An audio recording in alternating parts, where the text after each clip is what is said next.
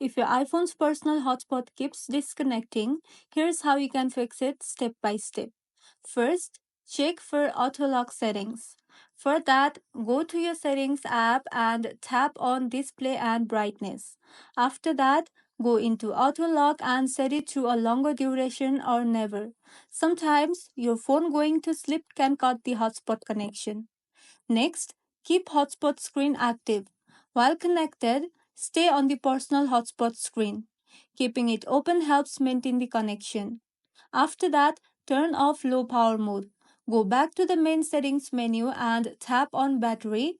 Then toggle off low power mode if it's on. It limits background activity and may cut hotspot. Next, reset network settings. Go back to the main settings menu, then tap on General.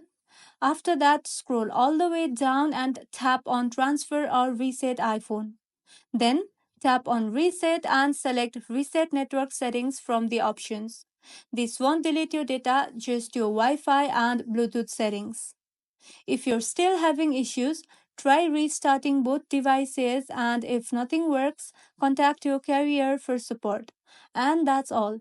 If this video was helpful, don't forget to like and subscribe for more iPhone tips and tricks.